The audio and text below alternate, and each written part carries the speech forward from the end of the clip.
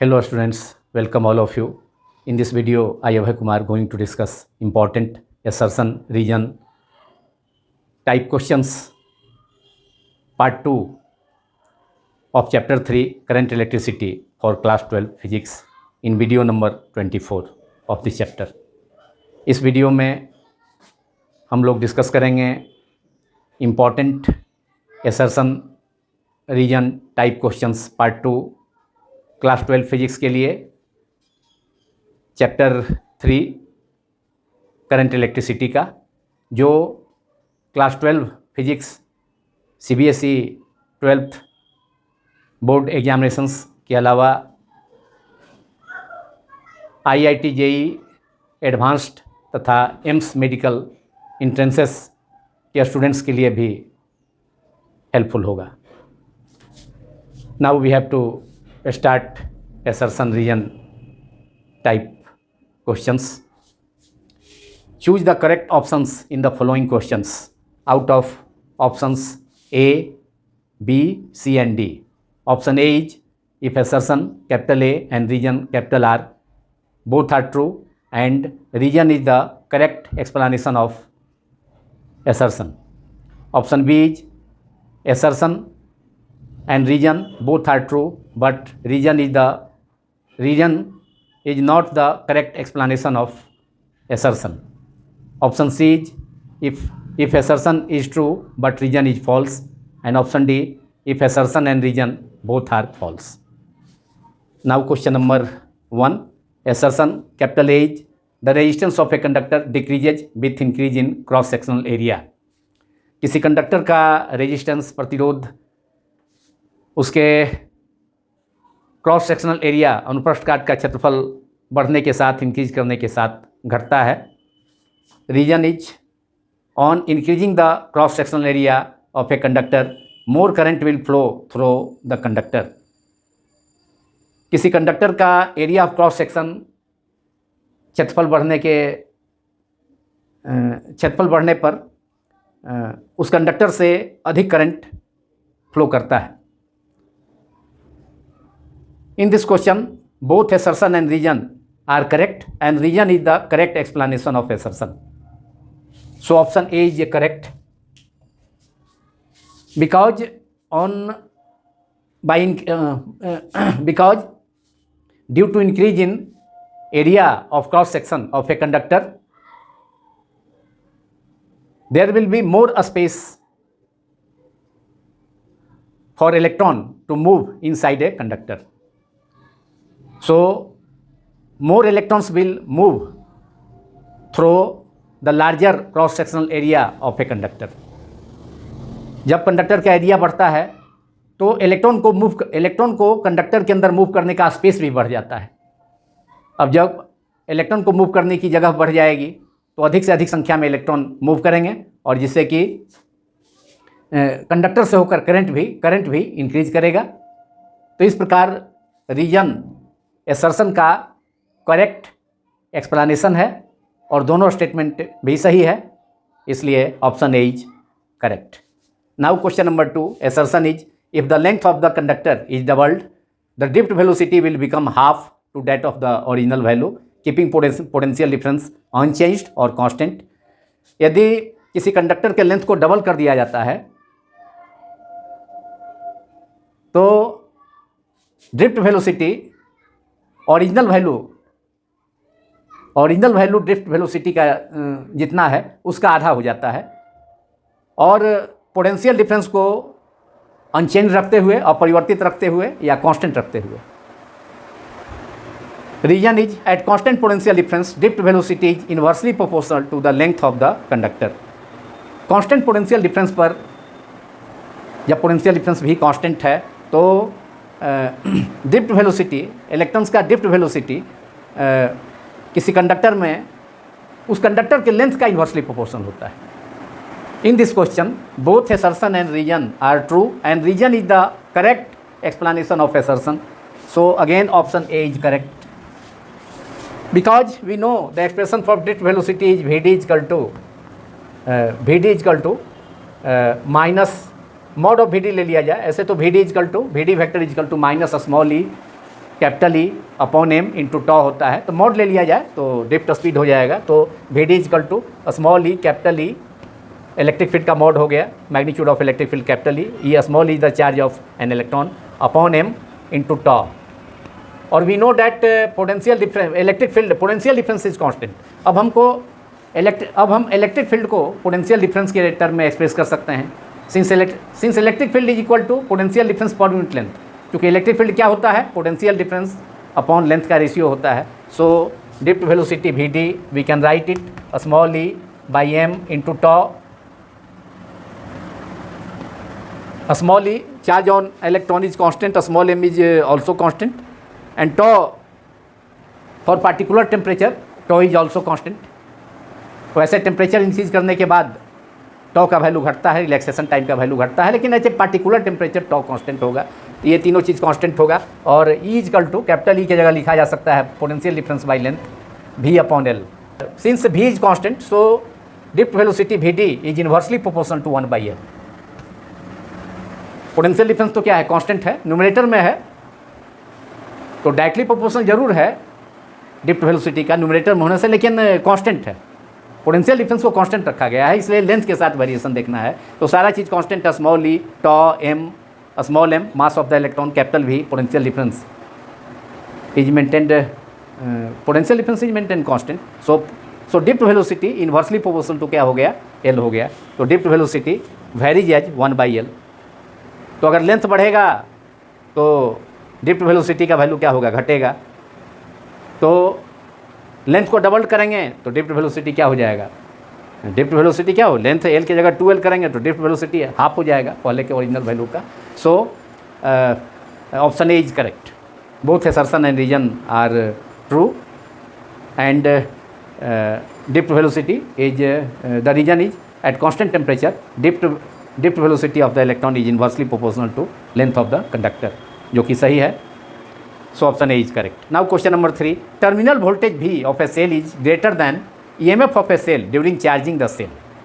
And the reason is the EMF of a cell is always greater than its terminal voltage.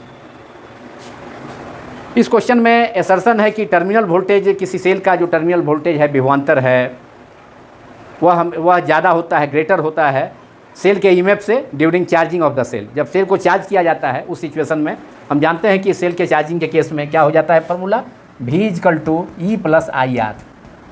और cell से जब current लिया जाता है तो सेल डिस्चार्ज होता है तो पोटेंशियल डिफरेंस V का वैल्यू ईएमएफ से घट जाता है, तो उस सिचुएशन में V equal to E minus IR। तो यहाँ क्लियर है कि V is greater than E। So assertion is correct, terminal voltage of a cell is greater than EMF of a cell during charging the cell. Reason is the EMF of a cell is always greater than its terminal voltage. Reason है कि cell का EMF terminal voltage से हमेशा अधिक होता है। EMF of a cell is always greater than its terminal voltage. तो ये रॉन्ग है, reason is wrong because in case of charging V is greater than E। यहाँ हम देख रहे हैं कि पोटेंशियल डिफरेंस टर्मिनल वोल्टेज जो सेल का है EMF से ज़्यादा है चार्जिंग के केस में, V is greater than E। लेकिन रीजन है कि EMF is greater always greater than V, जो कि रॉन्ग है। तो इसमें इस क्वेश्चन में क्वेश्चन नंबर 3 में it is a very important question, assertion reason question. In question number 3 assertion is true but reason is false, so option C is correct. Option C is correct, क्योंकि option C correct तभी होगा जब assertion करेक्ट है लेकिन reason wrong है। Now question number 4, assertion is a potentiometer is preferred over a voltmeter for measurement of EMF of a cell. Potentiometer को किसी सेल का EMF के मेजरमेंट के लिए या पोटेंशियल डिफरेंस के मेजरमेंट के लिए वोल्टमीटर से ज़्यादा प्रीफर किया जाता है। बात सही है, assertion is true. Reason is potentiometer does not draw any current from the cell. और क्यों प्रीफर किया जाता है पोटेंशियोमीटर को वोल्टमीटर से, वोल्टमीटर पर किसी सेल का EMF को मेजर करने के लिए?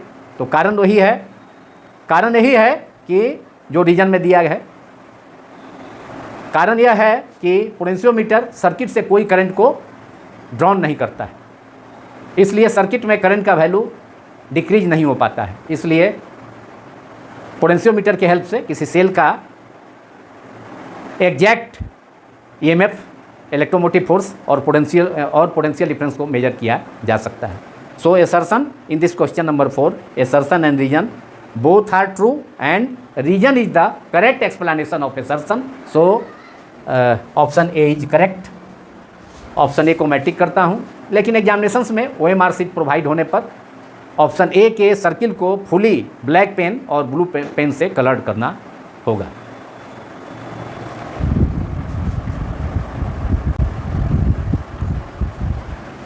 Now question number 5, assertion capital H, manganin and constantan are widely used in standard registers.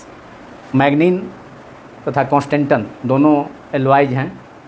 उनका यूज स्टैंडर्ड रजिस्टर्स मानक प्रतिरोधक में होता है. स्टैंडर्ड रजिस्टर्स को मैन्युफैक्चर करने में मैग्नीन एंड कॉन्स्टेंटन का यूज किया जाता है. assertion is true. Reason capital R is for manganin and constantan resistance values would change very little with temperature. Manganin तथा कॉन्स्टेंटन के लिए उनके रेजिस्टेंस का वैल्यू टेम्परेचर के साथ बहुत कम चेंज करता है. This is also true. So reason is also true and assertion is also true and reason is the correct explanation of assertion. There is very poor dependency of resistivity on temperature for manganin and constantan. Manganin और constantan का resistance और resistivity temperature increase करने के साथ बहुत ही small increase होता है. Therefore मैग्नीन and Constantan alloys are used to in the manufacturing of a standard resistors.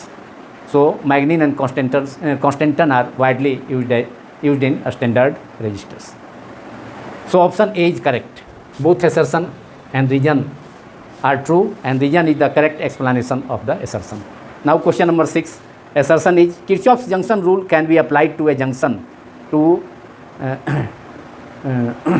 a junction of several lines or a point in a line. Kirchhoff junction rule का use किया जाता है किसी junction पर या किसी पॉइंट पर जहाँ बहुत सारे वायर्स से होकर करंट आकर मीट करते हैं या वहाँ से उस जंक्शन से बाहर की ओर डाइवर्ज करते हैं, बाहर की ओर जाते हैं. So assertion is correct. Reason is when steady current is flowing there is no accumulation of charges at any junction or at any point in a line. जब स्टेडी करंट कांस्टेंट करंट का flow होता है तो उस situation में किसी भी junction के किसी पॉइंट पर जंक्शन के मतलब तो किसी भी जंक्शन पर जहाँ बहुत सारे कंडक्टर्स वायर्स आकर के मीट करते हैं और उनसे होकर के इलेक्ट्रिक करंट उनमें फ़्लो करता है जंक्शन के टुवार्ड्स या जंक्शन से दूर. तो जब स्टेडी करंट फ्लो करता है तो उस सिचुएशन में किसी भी पॉइंट पर सर्किट के किसी भी जंक्शन पर या किसी भी पॉइंट पर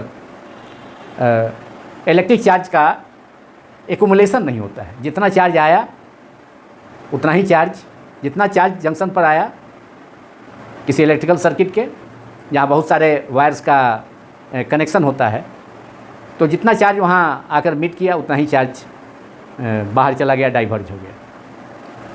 that is electric charges coming at the junction is equal to electric charges leaving the junction which is Kirchhoff first rule. So both assertion and reason are true, correct in question number 6 and reason is the correct explanation of the assertion. So option A is true. Option A is true. Option A is true or correct again in this question. Also question number 6. Now question number 7. Assertion is insulator do not allow flow of current through them. Insulator अपने से होकर current का flow को allow नहीं करता है. Insulators अपने से होकर करंट को फ्लो नहीं होने देता है. Reason is insulators have no free charge carriers और नो फ्री इलेक्ट्रॉन्स। रीज़न है कि इंसुलेटर में फ्री इलेक्ट्रॉन्स नहीं होते हैं, फ्री चार्ज कैरियर्स नहीं होते हैं, फ्री इलेक्ट्रॉन्स नहीं होते हैं। This is true, insulator have no free charge carriers or free electrons. So there is no question of flow of charge carriers or current through insulators. Insulator में चूँकि free electrons नहीं होते हैं, free charge carriers नहीं होते हैं, तो insulator से होकर के इलेक्ट्रिक करंट का फ्लो संभव नहीं है। So both assertion and reason are true, correct, and reason is the correct explanation of assertion.